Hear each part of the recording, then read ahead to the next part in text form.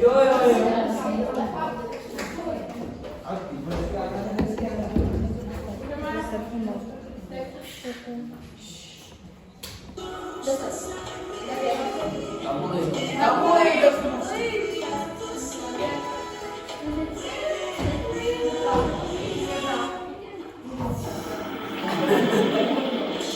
Takže dobrý den, ahoj, vás tady u Fyzho 6, fyzikální informatik a zprávy intelektuálů. A dneska, jak jsme vám slíbili, tak máme tady animatickou animovanou prezentaci. A je to o epickém Cumbacku DVDček. Comebacku, což jakože se vrátí, možná. Se vrátí, protože...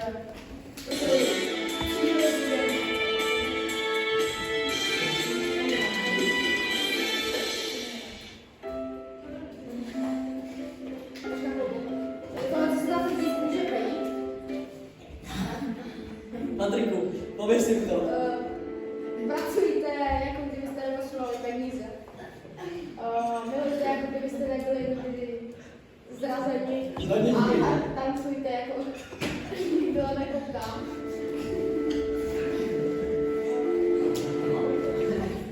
Takže teďka si vysvětlíme základní princip DVDčka, protože jeho v podstatě odrůda, dá se říct, tak by se měla možná brzy vrátit na trh. Takže tady ještě, já to trochu vrátím, abyste to mohli vidět.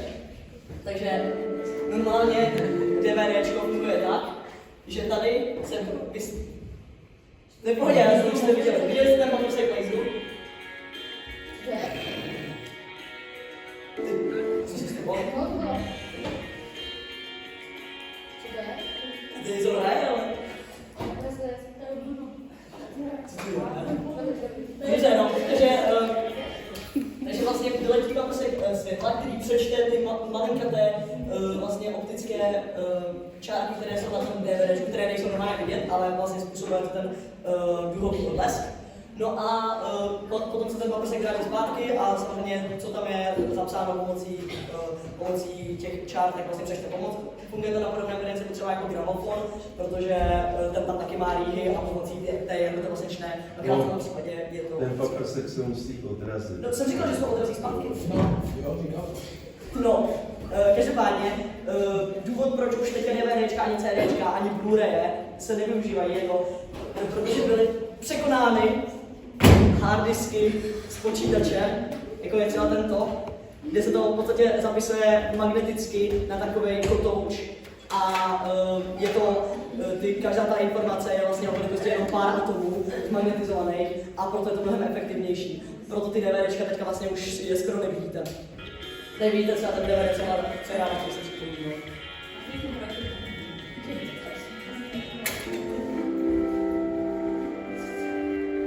Patrik je mladý muž. Plný energie a nadšení pro život. Má rád dobrodružství a objevování nových věcí. Ale okolí dokáže vidět povavicí, vtipem a pozitivním přístupem. Má také skvělý smysl pro humor a umí nalézt radost v těch nejmenších každodenních okamžicích. S Patrikem je vždy zábava a nikdy se s ní nenudíte. Je skvělým přítelem a věrným společníkem, kterého se můžete vždy spolehnout. Patrik je prostě jedinečná osobnost, která okolí každého, kdo se s ním setká. A ti poslední chtěli pogratulovat k tvým narozeninám. Všechno nejlepší, Patrik. Patrik, dnes vás slaví narozeniny. Já jsem to nějaký box.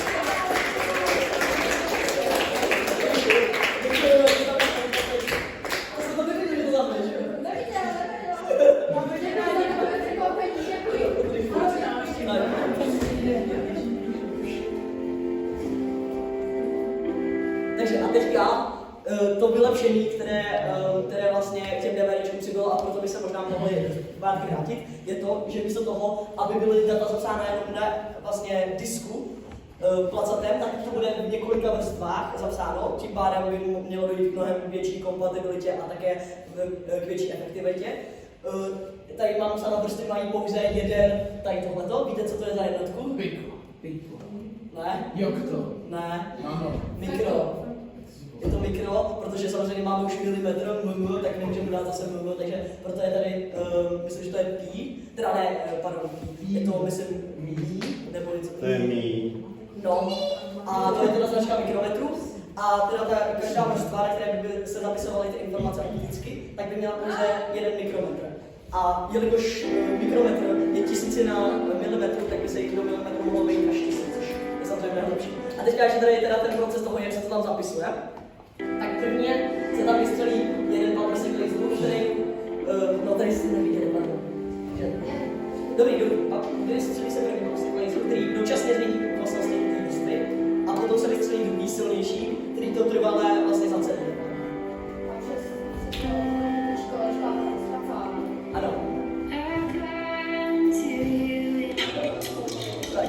A problém je na tom, že k zápisu těch informací, aby to bylo přesné samozřejmě, tak se využívá femtosekundový laser. Štělec, který je extrémně přesný, ale taktéž extrémně tady vidíte, že tady se třeba provázá 1 200 000. A taky, aby to bylo přesné, tak je ten zápis pomalý a čtení těch informací je taky velmi pomalé. Takže proto ještě se toho teďka nedočkáme a budu si přepočet pár. Takže tady můžete vidět něco, co se nám podařilo uložit na normální DVDčko, což jako samozřejmě... Já mám jednu poznámku. Ano? Animace na prezentaci by neměly odvádět pozornost od přednášeného tématu. Ale právě kdo na tohle jako... Vy jste odváděni? Já se cítím odvádět. Tak se omlouvám, pane profesore, ale když zavřete oči, tak můžete jenom poslouchat. Tam vlastně tam není moc jako obrázky, které se k tomu vztahují. Tady na to normální vlastně to Tady zde jsou mé záběry z fotbalového tréninku. A to šlo právě uložit na to DVDčko. A já jsem to tam jako vyrala na to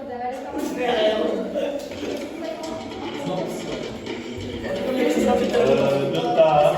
Ano? Když jste, kolik je standardní velikost DVDčka? Jako paměti? Paměti myslíte, pan profesora? Paměť, jako vím, že to stačí na ukládání normálně jako nějakých dalších filmů, ale nevím přesně.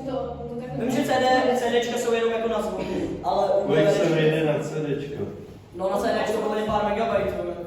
Pár, 760. No, pár. A na DVDčko? Tak to bych řekl 4 giga. No, samozřejmě.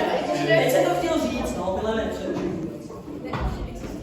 Ano, povídejte tam Na konci.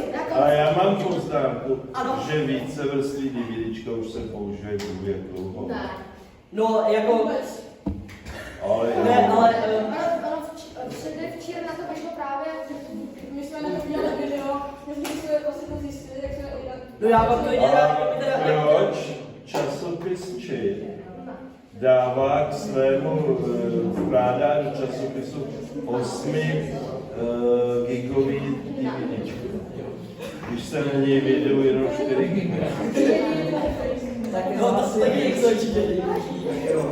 No, pane profesore, to je, já teda jako jsem se přiznal, že já nevím, já jenom jako, my jsme tam právě viděli video, kde to, tam je popisovaný ten proces, samozřejmě je to tam trochu složitější, ale právě mluví tam o tom, že by se na to mohlo uložit zhruba až petabyte a mělo by to být asi 100 vrstev. Jestli to máme více vrstev, Jo, oni se použijí dvouvrství zatím. no tak dvouvrství asi je to možný, ale 100 vrství asi už ne. Tak klidně vám teda ještě ukážeme to video, že se to trochu Přesně to bylo 102 Jo? Tento boj. Tady vidíte animaci, kterou jsme taky použili na DVD. A dotaz. Ano? Budu si k tomu muset koupit novou mechaniku? K čemu? K tomu, no, jak jsem to tam popisoval, právě, že k tomu čtení i k tomu zapisování těch informací, tak by byl pravděpodobně potřeba femtosekundový laser, což je strašně přesný laser. Takže pravděpodobně jo, ale samozřejmě nemůžou nás nechat jako si kupovat, nemůžou si nás nechat kupovat milionový jako lasery, takže to buď budou muset udělat přístupnější, anebo to prostě si nikdo kupovat nebude samozřejmě. Takže to ještě jako nevím, ale určitě to nějaká nová mechanika bude, ovšem asi ne až tak odlišná od těch, co máme teď.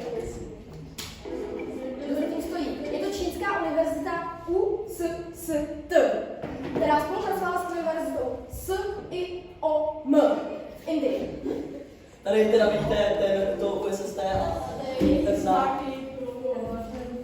Tak to jenom byste věděli, jak to vždycky říká. Děkujeme za pozornost. Jenom 494. Cože? No jo, Patrik není na zebré.